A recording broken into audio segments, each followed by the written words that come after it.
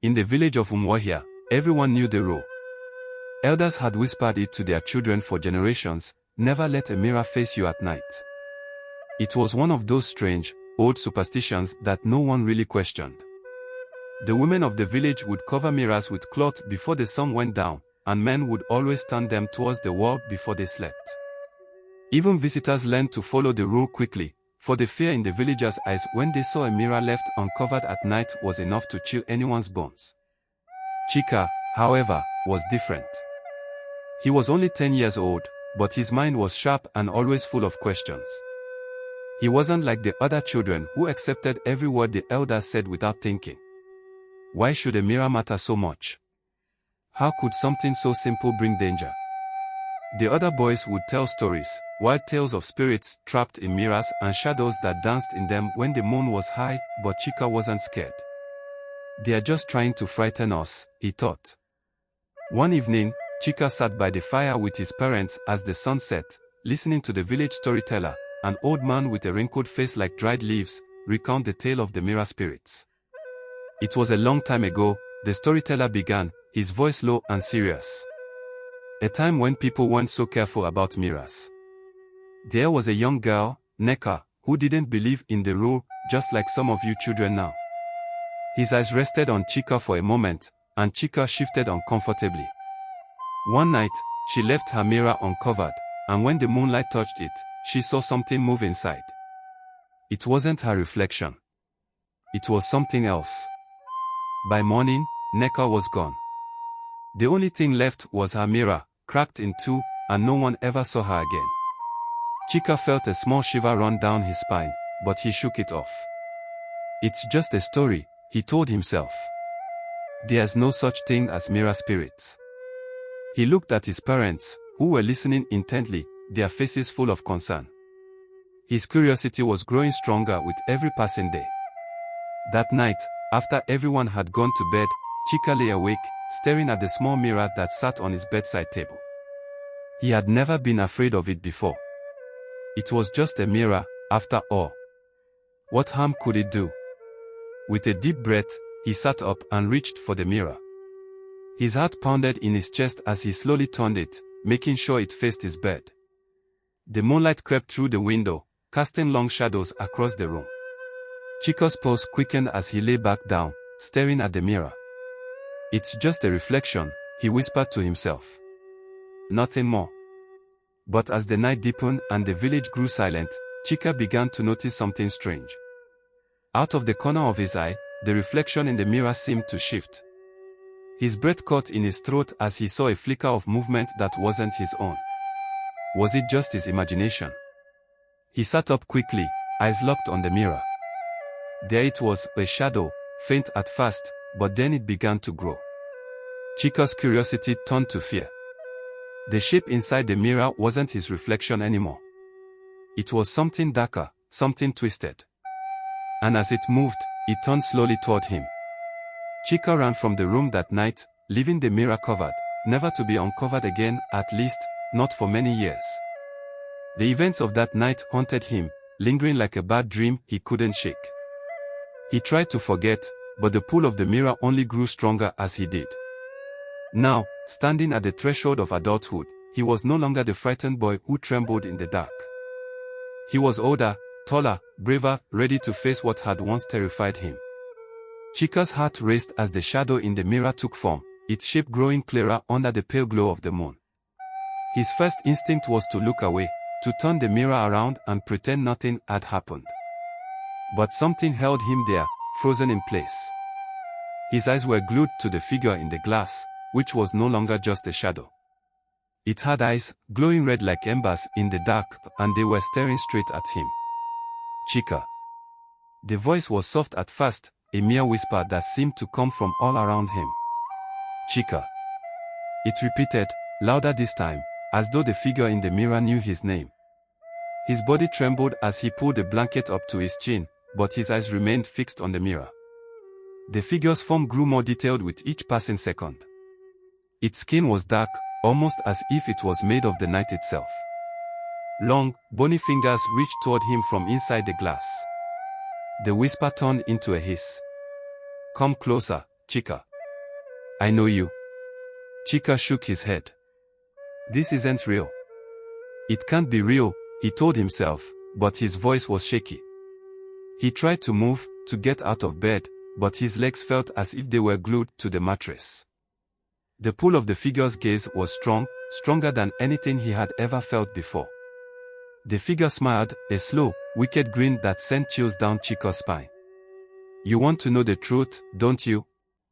That's why you turned the mirror. I can show you the truth. I can tell you what they've hidden from you all this time. Chika's curiosity fled, even though fear clutched at his heart. What truth? He whispered. The figure's grin widened. The truth about the mirrors, about why they must not face you at night. But first, you must come closer. Step into the mirror, and I will show you everything. Chika blinked. Step into the mirror. The idea sounded absurd, but as he looked at the glass, he realized the surface was no longer solid. It rippled like water, inviting him to touch it. No. Chika's mind screamed, but his body moved on its own. His feet touched the cold floor as he climbed out of bed, drawn closer to the mirror. The voice in the glass continued to whisper, promising secrets, power, and answers to all the questions that had ever filled his curious mind. As Chika's fingers reached toward the shimmering surface, a sharp knock sounded on his door, breaking the trance. He jerked his hand back, blinking rapidly as the mirror returned to its normal state. His room was silent again, save for the rapid pounding of his heart. Chika. It was his mother's voice, soft but firm from behind the door. Are you still awake? Chika swallowed hard, trying to calm his racing thoughts. Yes, Mama, he answered, his voice trembling. Go to sleep, she said. It's late. He nodded, even though she couldn't see him, and crawled back into bed, pulling the covers over his head. But as he lay there in the dark, he couldn't shake the feeling that the figure in the mirror was still watching him, waiting for him to return. That night, sleep eluded Chika. Every time he closed his eyes, the image of the figure in the mirror haunted him, its red eyes burning like two small suns in the darkness of his mind. He tossed and turned, trying to push the memory away, but it clung to him like the thick fog that sometimes settled over the village in the early morning. Eventually, exhaustion took over, and Chika drifted into a restless sleep. But his dreams were anything but peaceful. In the dream, he was standing in front of the mirror again, but this time the figure wasn't trapped inside. It had stepped out, looming tall and dark before him, its long, bony fingers reaching for his hand. Come, Chika, it whispered, its voice like the rustling of leaves in the wind. Come with me, and I will show you what they fear. Chika tried to speak, but no words came out. His legs moved of their own accord, following the figure as it led him away from his room and into the village. But this wasn't the village he knew. Everything was distorted, the trees twisted, and the houses leaned at impossible angles. The sky was a deep, blood red, and shadows danced in every corner, watching him with hungry eyes. As they walked, the figure began to speak, its voice low and full of secrets. The mirrors are not what they seem. They are windows to another world, a world where spirits live, spirits that were once like you, curious, reckless, and full of questions. The figure paused, turning to face Chika. Its face, now clearer, was a twisted version of his own, as if it had been pulled and stretched by invisible hands. They wanted to know the truth, just like you. But they didn't listen to the warnings, and now they are trapped. Chika's heart pounded in his chest. Trapped where? He finally managed to ask. The figure smiled, and the ground beneath Chika's feet began to crack. Here, it said, its voice dripping with malice. In the world of the mirrors. The spirits that you see are not just reflections, they are the souls of those who disobeyed, who dared to question the rule. The ground shattered beneath them, and Chika found himself falling, tumbling through darkness. The wind whipped past him as he screamed, but no sound came out.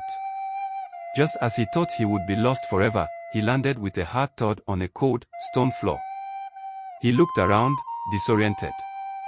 He was no longer in the village but in a vast, dark room. Mirrors lined the walls, each one reflecting not his own image, but twisted, ghostly figures. They stared at him with hollow eyes, their faces full of despair. The figure from the mirror stood over him, laughing softly. "This is where they come, the ones who don't listen, the ones who break the rule.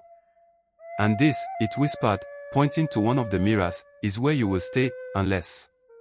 "Unless what?" Chika asked, his voice barely a whisper. "Unless you help me." Chika's mind raced. Help? Help with what? He didn't want to stay in this place, surrounded by trapped souls. But what could he possibly do to escape? The figure leaned down, its glowing red eyes piercing into his soul. "Break the mirror that bound me, Chika. Set me free, and I will let you go. I will return you to your world, and no one will ever know." Chika stared at the figure, his heart pounding in his chest. Could he trust it? It seemed to be his only way out, but something about the figure's smile made his skin crawl. "How do I break it?" he asked, his voice trembling. The figure stood up straight, pointing toward the largest mirror at the end of the room. "That is my prison," it said. "Shatter it, and I will be free." Chika hesitated, glancing at the mirrors around him. The trapped souls stared back at him, their eyes pleading silently. His mind raced, caught between fear and uncertainty. Was this really the only way out? Or was there something more dangerous waiting for him if he released the figure? Before he could decide, the figure hissed, "Do it, Chika. Before it's too late." Chika stood frozen in front of the large mirror, its surface gleaming ominously in the dim light. His heart pounded in his chest as the figure urged him on. "Break it, Chika. Set me free, and you will be safe." But something deep inside Chika resisted.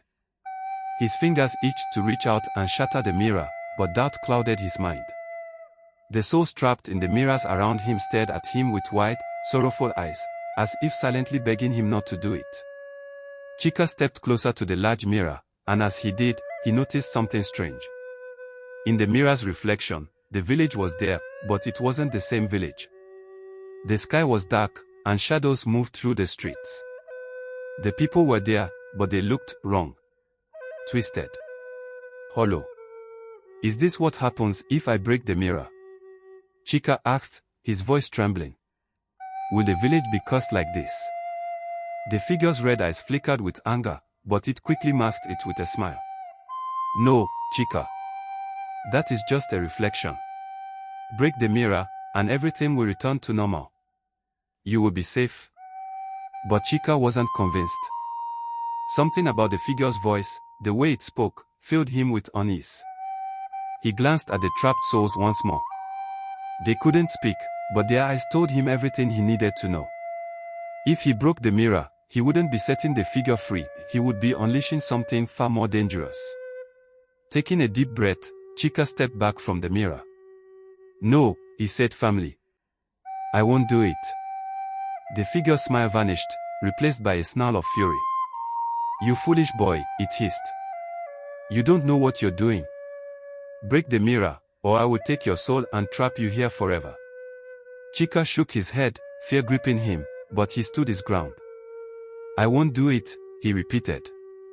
The figure roared in anger, its red eyes glowing brighter as it lunged toward him. Chika stumbled backward, his heart racing, but then he remembered something, the village seer's words. She had once told him that mirrors had power, but they could also be destroyed with the right kind of force. His hand fumbled in his pocket for the small stone he always carried with him, a stone the seer had given him for protection. With trembling fingers, he pulled it out and held it at the large mirror. The stone hit the glass with a sharp crack, and the mirror shattered into 1,000 pieces. As the mirror broke, the figure let out a scream, a high-pitched, terrible sound that echoed through the room. The glass shards fell to the ground, dissolving into mist as they hit the floor. The twisted souls in the other mirrors began to vanish, their faces softening, their eyes closing in peace as they were freed from their prison. Chika collapsed to the ground, exhausted, but as the last of the mirrors disappeared, he felt a sense of calm wash over him. The dark, twisted world around him began to fade, replaced by the familiar sights and sounds of his village. He was back in his room, lying on his bed, the shattered remains of the mirror glistening on the floor. The moonlight still streamed in through the window, but the shadowy figure was gone. Chika sat up slowly, rubbing his eyes. Had it all been a dream? He glanced at the shards of glass on the floor. No, it was real. He had been inside the mirror world, and he had escaped. The village's rule had saved him. From that night on, Chika never questioned the rule about mirrors again. He knew the truth, that mirrors could be dangerous, that they held secrets and spirits that were better left undisturbed. The village went back to its quiet routine, and Chika grew older, wiser, and more careful. But deep down, he would never forget the figure in the mirror and the terrible, twisted world it had tried to pull him into. And whenever the moon was high and the village was silent, he made sure to turn his mirror away, never letting it face him at night. For now, he knew why. And he knew that some truths were better left hidden.